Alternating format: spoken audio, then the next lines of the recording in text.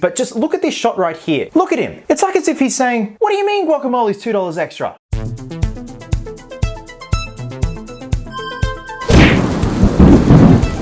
What's happening, my fellow ghouls and ghoulettes? Welcome to a brand new episode of Cosplay Chris. And in today's video, I'm going to be doing my personal rankings of the different looks of Michael Myers throughout the Halloween franchise. Some of the looks range from badass, okay, to just plain goofy, but we'll get to that. Now, when it comes to my ranking, there are two particular rankings that I have grouped together. Not only is it the same actor, but it just follows the same template of the overall design and aesthetic. But keep in mind, there also are two separate rankings where it is the same actor, but the aesthetic and the overall design of the mask, the coveralls, everything is just completely different. So I had to separate them. Now, keep in mind, this is my personal ranking. This is completely subjective, and as Rachel Weisz in The Mummy once said, "Let's be nice, children.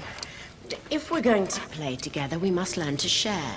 Originally, I was going to be doing my mask ranking, but I thought it'd be fun just to do the overall aesthetic of the shape and including the actor inside, how they portray the shape with their stance, their presence. Now, I do have two honorable mentions before I get to my list. We have 9 rankings to sort out, but before that, the honorable mentions first up is the bandage Michael Myers from the beginning of Halloween 4: The Return of Michael Myers, portrayed by Tom Morga. So Tom Morga started filming as Michael Myers and unfortunately got the sack. Things just weren't working out with him and the director, but he did appear as Bandage Michael Myers. Now, Bandage Michael Myers with the hospital gown on, I don't dig. But Bandage Michael Myers with the coveralls after he steals them from the mechanic, I love that look. It's something so cool, but it's a temporary look. Only because it's too reminiscent of the old school Universal monsters like the Invisible Man and the Mummy. It just wouldn't cut it for an entire film. Next up, we have the flashback Michael Myers from Halloween Kills, portrayed brilliantly by stunt coordinator Aaron Armstrong. I'm in love with this look of Michael Myers, and the reason why I have him as an honorable mention, again, it's a flashback scene, much like the Bandage Michael Myers. We only see him in this film for a couple of minutes, and it is the flashback scene from Halloween Kills. But regardless of that, he portrays the shape so well in this flashback scene. You can tell Aaron really put in the hard yards, and he's also the stunt coordinator for the film, which is brilliant. He's got the stance down, he's just got the way the shoulders hang, very reminiscent of Nick Castle. It's hard to explain, he kind of has his two arms almost in a forward maneuver that was very reminiscent to Nick Castle from the '78 film. The mask looks incredible in the flashback scene. Christopher Nelson and co did an incredible job recreating the mask before it started to deteriorate. It's a beautiful representation of the mask from '78, but also doing its own thing at the same time. The coveralls are great, there are bullet holes there, but again, these are honorable mentions. So with that being said, we have 9 rankings to do, so let's get to it. Coming in at number 9, we have Michael Myers from Halloween 4: The Return of Michael Myers,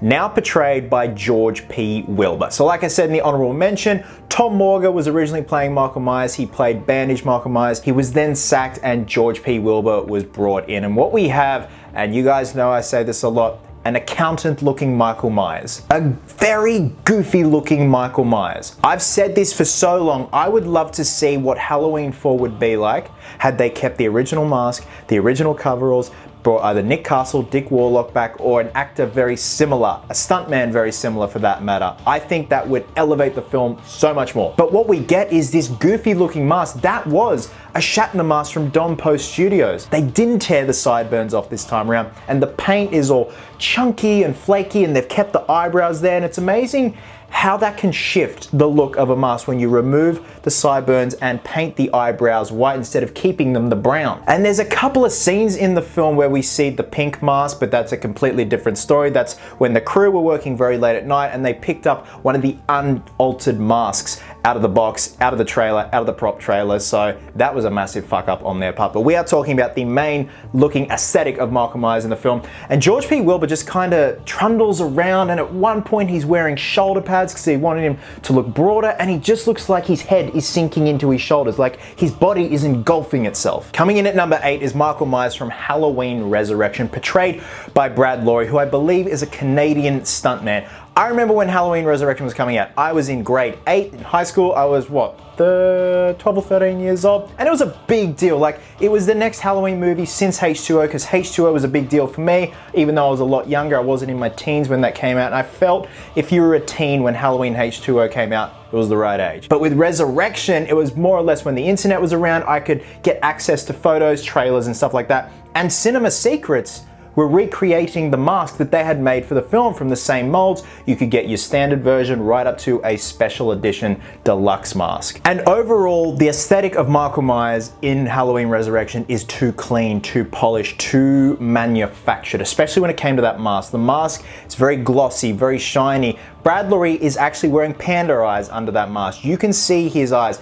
And I will say in a lot of these rankings, the look of Michael Myers' eyes, or lack of, either makes or breaks the look. But this is just too clean, too airbrushed, too almost made up, like he's wearing makeup on that mask. Concealer, shading, shadowing, and contouring of the cheeks, that's usually all done by lighting. That's how they did it with the original mask from 1978. Dean Cundey was able to light that mask to make it look like it had shading, shadowing, and everything, but that was all done naturally. Other than that, it was a stark fish belly white, or appliance white, according to Tommy Lee Wallace. And honestly, there was just nothing very memorable about his performance. And I never want to take away from someone's performance, but when you are portraying Michael Myers, you really got to put the hard yards in. Even though he's this blank, emotionless face of evil, you still got to do your homework. Coming in at number 7 is Michael Myers from Halloween H2O, portrayed by Chris Durand, who I had the honor of meeting, and I do not know where the fucking photos are, from Weekend of Horrors in LA back in 2010. And he's actually a very lovely guy. We had a great chat. He told me about when he came to Sydney to film something years and years ago. But the look of the shape in Halloween H2O, and I am focusing on the Stan Winston look. The look that we see throughout majority of the film. I know there was the K&B mask. I know at one point at the beginning of the film they used the Halloween 6 mask. And of course the beautiful CGI mask. But what I'm focusing on is the main look, the main aesthetic, what we see in posters, trailers, everything. Even though we did see glimpses, shots of the K&B mask, I'm focusing on the Stan Winston mask and the fact that you can see his eyes, much like Brad Loree in Halloween Resurrection. At least he had black eye makeup on. But in this instance, Chris Durand's eyes are pressed right up against the mask. And it just completely takes away from the mystery of Michael Myers. You see too much expression under there. And it doesn't help that Chris Durand is a very handsome man. So all I see is just handsomeness throughout those eyes, and it just takes away from him. I sympathize with him too much. Now, he has said in interviews that he took a lot of inspiration from wolves. When they're hunting their prey, they lock on and they look down, and that's what he does throughout the film. Especially that shot when he's walking down the corridor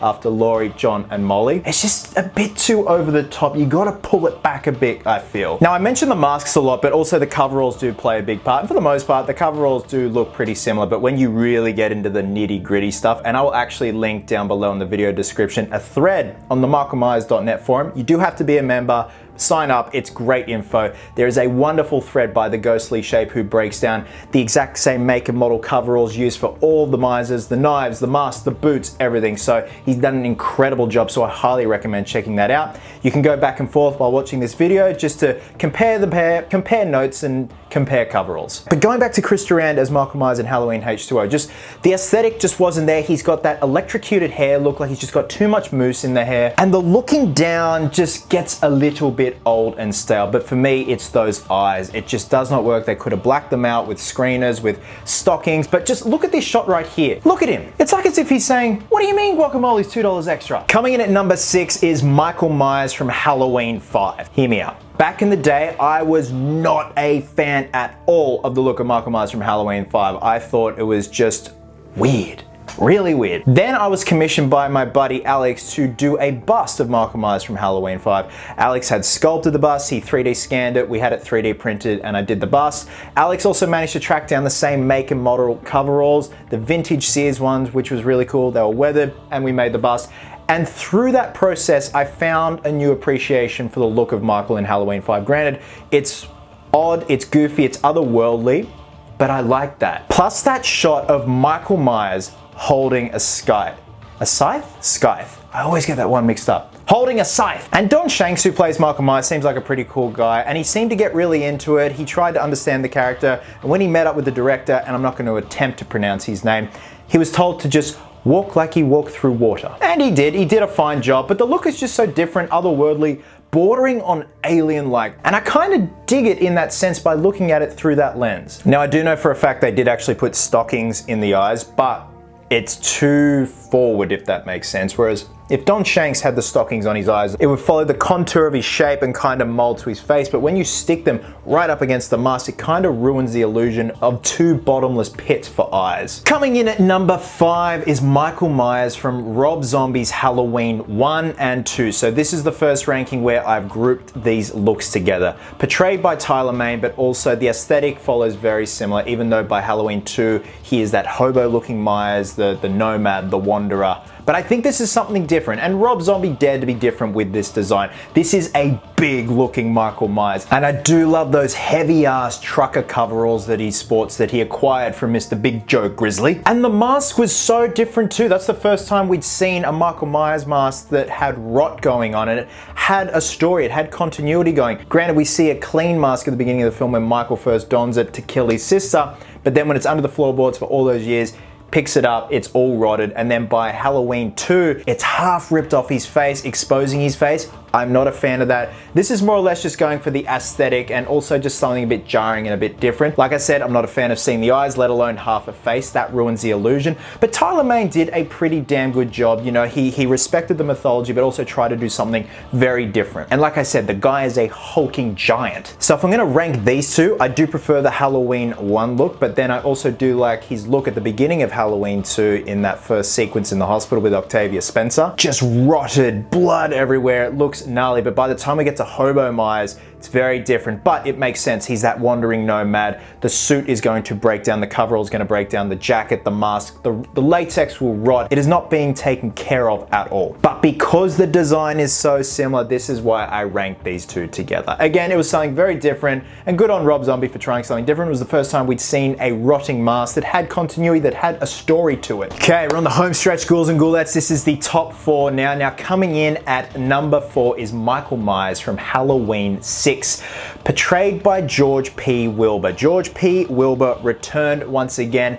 Physically, he was a little bit different and a little bit bigger than what he was in Halloween 4. But when it comes to the mask, the coveralls, the overall look and aesthetic of this particular shape, I dig it. The mask is very intimidating. It's sharp, it's pointy, it borders on being almost like a goblin. The hair is sort of similar to Halloween H2O, but it's not like boofy, but it's still got that kind of slick back, wild look to it. Now, a lot of you guys probably know about the reshoots that happened with Halloween 6. It's a shit show of a thing, but it's a fascinating read, watch if you're watching a documentary or things you didn't know about Halloween 6. I highly recommend delving into it. It's quite fascinating. Like, you got your producer's cuts and theatrical cuts and stuff like that, but what I want to talk about is the, not recasting, but with the reshoots, they had to get someone else in to play Michael Myers. So apparently Michael Lerner replaced George P. Wilbur in the role of Michael Myers. But further reading, it's because they wanted someone that was a little less bulky. So you have two different looks of Michael in the film. You have George P. Wilbur, who's a little bit more filled out. And then you have Michael Lerner, who's a lot more leaner and has like a badass Dorito V shape going on. Like, he's just got a lot of strength in those shoulders. Naturally a broad looking guy,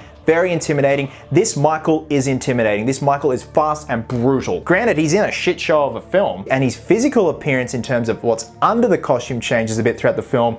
The mask and the coveralls really stood out to me. And I think I'm also just having a bit of nostalgic flashback of seeing the old VHS of Halloween 6 back in the video shop and seeing him on the back and thinking, that mask looks terrifying and very intimidating. And we don't see his eyes. And there's something just so rough and brutal about the initial sculpt of the mask. I dig it. I dig the zippers on the coveralls, how they're angled, it's different, and it's just a nice kind of grey with the black undershirt. Works for me. Okay, we're at top 3. This is where it got tricky and I was swapping things around, but coming in at number 3 is Michael Myers from Halloween 2, 1981, portrayed by legendary stuntman Dick Warlock. Granted, this is the same mask from Halloween 1, but it looks vastly different because we have a different actor with a wider head. We have different colored and branded coveralls. Apparently Dick Warlock went out to Sears and bought some Sears leisure work coveralls, if I'm not mistaken. He was wearing lumberjack boots, like old school vintage heavy lumberjack boots.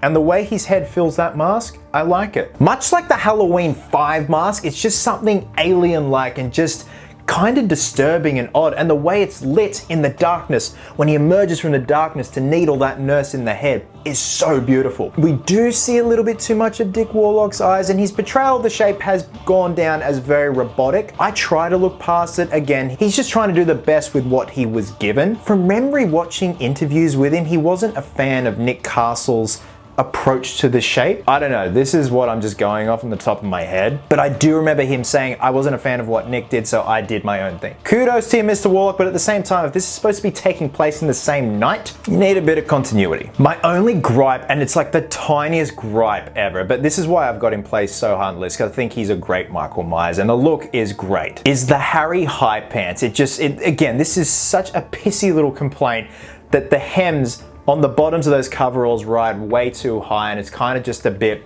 dorky. But you gotta remember, at the same time, he's stolen these coveralls at someone that wasn't his exact body type, size and measurements and length, so that makes sense. Coming in at number 2 is Michael Myers from Halloween 2018, Halloween Kills and Halloween Ends, portrayed by the beautiful James Dew Courtney. Again, placing these three together because the continuity's all there, the aesthetic is there, granted the costume and the mask do go through some changes with burns, molds, weathering, blood, gunshots, stab wounds, stuff like that, but it's still taking place within this same timeline. That's why I grouped the Rob Zombie ones together. But then also I had to separate Halloween 4 from Halloween 6 because just completely fucking different. But I'm so in love with the look of Michael from 2018, Kills, and even Ends. Yes, Halloween Ends does have its problem, but the problem does not lie in the look of Michael. So with 2018, we see Michael break out, he steals the mechanic's coveralls, and they're very similar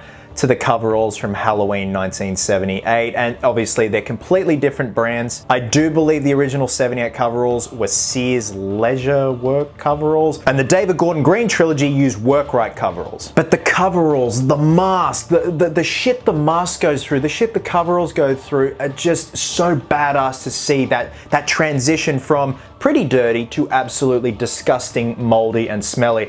And James Dew Courtney owns the role. The man puts in the hard yards with that role. He takes it very seriously. I've seen interviews with him with his process. The guy apparently does a lot of yoga to prep when he goes to film one of these films, which is really kind of crazy, but also I respect that at the same time. He has that presence where he's a big guy, but at the same time, he's not overly big, but you buy into the fact that this is a strong as fuck old man that would rip your head off. And that's what I love. It's that subtle brutality that he has, but he also is in his 60s. Whereas with Tyler Mane, it's the complete opposite. He's just fucking huge. He's man mountain. But with James, he's a big guy, but also at the same time, he has his posture in the form of an old man. But when push comes to shove, or in this case, push comes to stab, he does it brutally. If I were to pick my favorite look out of the three from 2018 Kills and Ends, it's got to be Kills. I do love it. It's that perfect blend of what we started with, what we got now with the burns on the mask, the burns on the coveralls, how he looks by the end of Kills where he has just been brutalized by guns, by knives, by fire. Now what I do like is that they show little glimpses of his eyes whilst wearing the mask, but it is done tastefully where you can see like a glimmer in the reflection of the light. There's that one cool shot of before Michael gets rushed by the mob and he kind of looks at Tommy and the light just catches his eye, but it looks haunting and terrifying. Not like this. What do you mean guacamole's $2 extra? So props to James Dew Courtney. I just think he did an incredible job. I think definitely my favorite out of the three is Kills, but his aesthetic in Ends is disgusting. Like, can you imagine if they did like smell-o-vision with Halloween Ends, and when Michael's on screen, you just smell like poop and mold? And of course, coming in at number 1 is Michael Myers from Halloween 1978, portrayed by Nick Castle. It is simplicity at its finest. I love the stretched look of the Captain Kirk mask while Nick is wearing it. I love how his face fills it. Granted, Dick Warlock's head was a lot wider, and that's why the mask looks vastly different in Halloween 2 from 1981.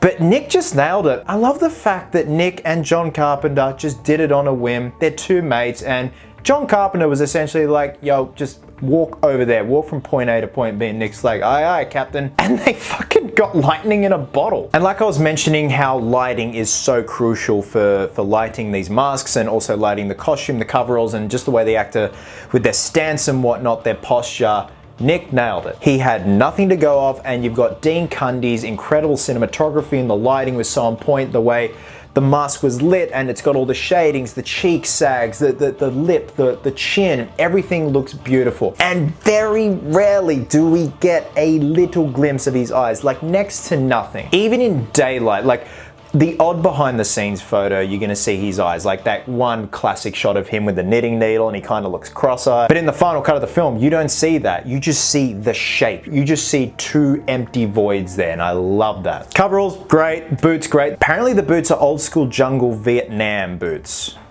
I'm pretty sure. But Nick Castle as Michael Myers is my number one. I love the aesthetic, and it's just so simple. The execution was so well done, and they had no idea what the fuck they were doing, and I love them for it. It's just friends making a movie, and that's what it's all about. So there we have it, ghouls and ghoulettes. That is my personal ranking of the look of Michael Myers from the Halloween franchise. So with that being said, I would like to hear your rankings down in the comments section. I would love to know if someone's number one is Michael Myers from Halloween 5. Now guys, thank you for your overwhelming response on the Halloween Ends review. I do plan to do my Halloween Ends spoiler stream in a couple of days time. Obviously, we've got to let the film marinate and settle in with everyone. Everyone's still got to watch it. It's now streaming on Peacock. It started streaming like several hours ago. So it's doing the rounds. Guys, wherever you are in the world, please have yourselves an absolute cracker of a day.